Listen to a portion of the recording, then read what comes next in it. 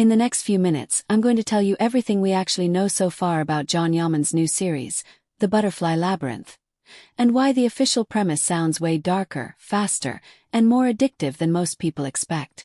A betrayed agent, a countrywide manhunt, a million-level heist, and one mysterious name, Kaplan. If you want more real updates like this with zero fluff, hit subscribe now because this project is moving fast, and the next info drop could change everything. So what is The Butterfly Labyrinth really? At its core, this is being described as an 8-episode romantic thriller, meaning you're getting suspense and action, but also a relationship storyline that isn't just cute romance. It's the kind of bond that becomes a liability. Think, the one person who can save you is also the one person who can destroy you. And the official story setup is instantly bingeable.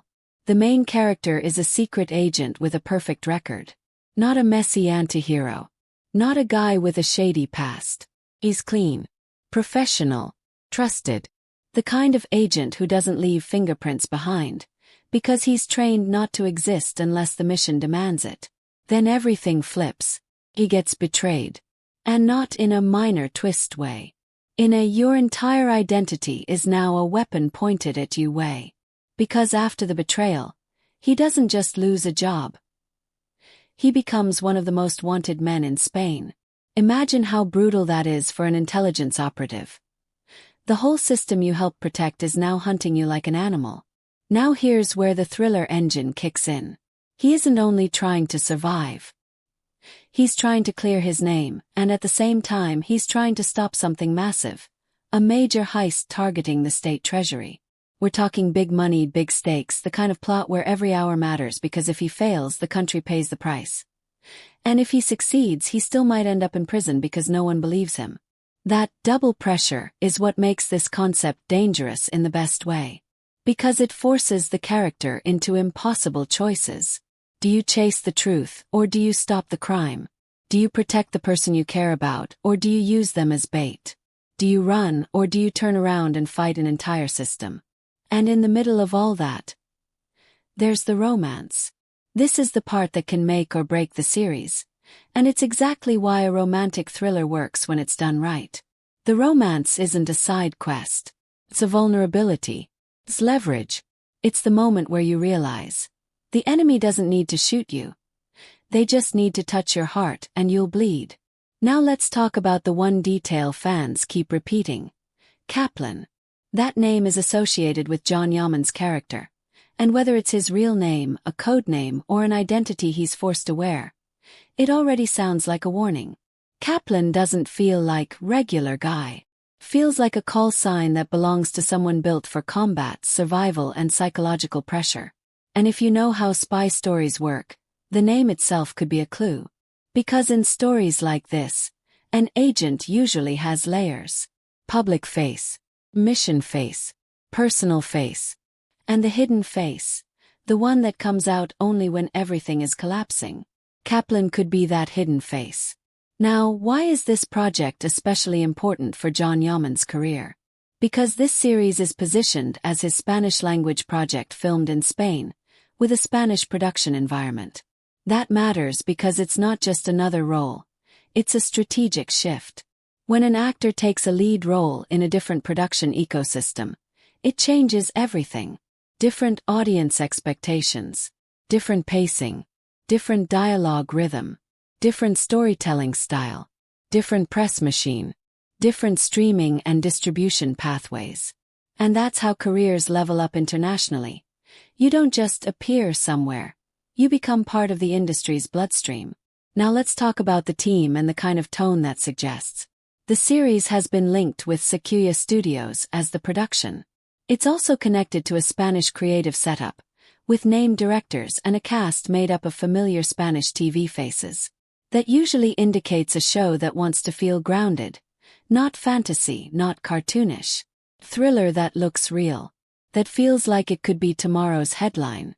And that's perfect for the premise, because the premise needs realism to sting. A manhunt only works if the world feels tight. A betrayal only works if the trust felt real.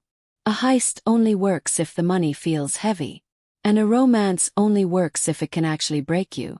Now, cast-wise, what we know is that John Yaman isn't surrounded by unknowns.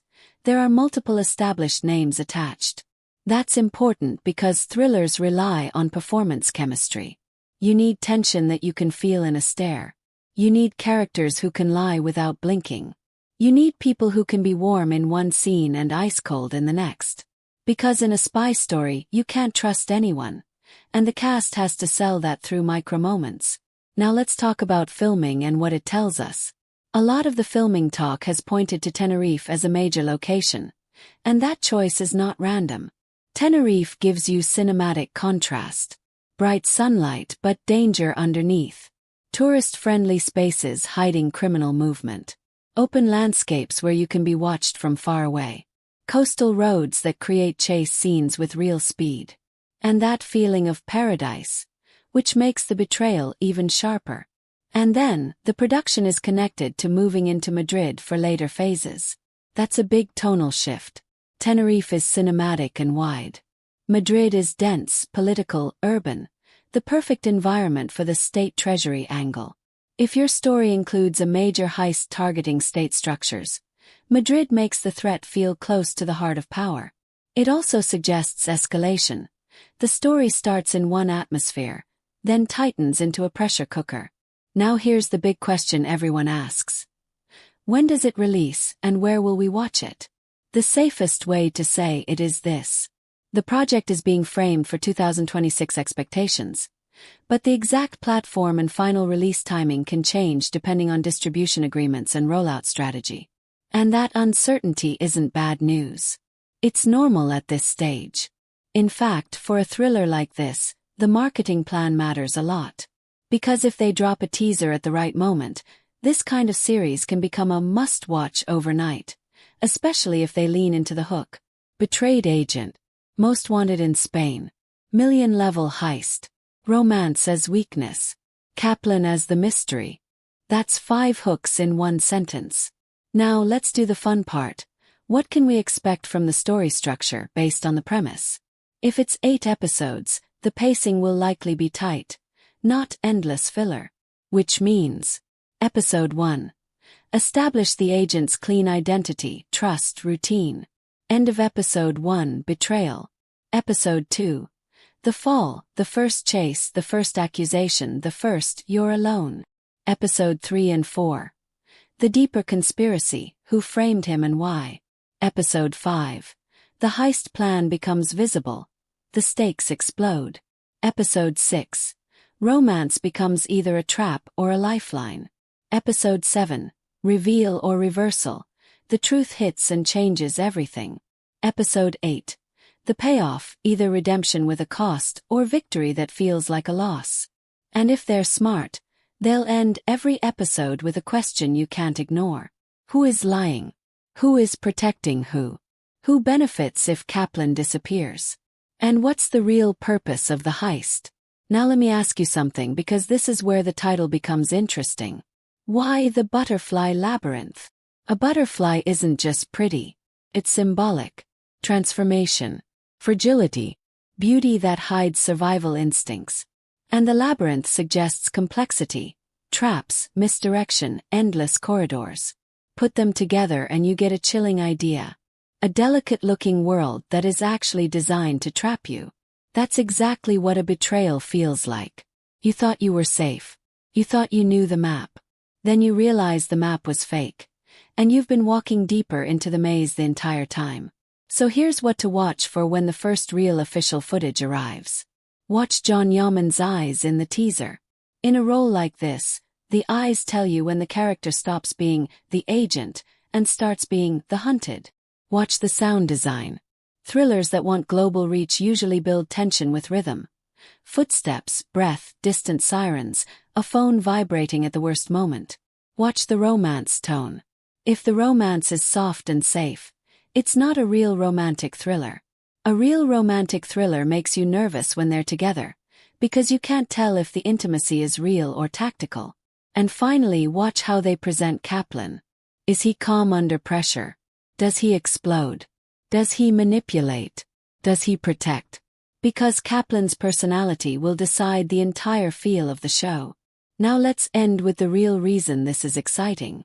Because The Butterfly Labyrinth is not being sold as another action series.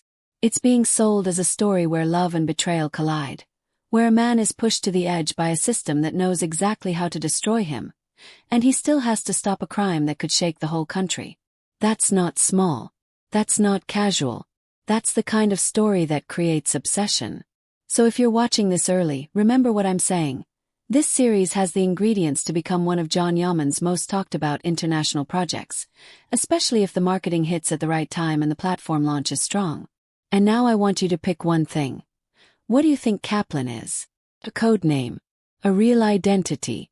Or this survival mode version of the character that only appears after the betrayal? Drop your theory, and if you want me to cover every new update the moment it lands, teasers, release info, platform news, and cast details, subscribe right now.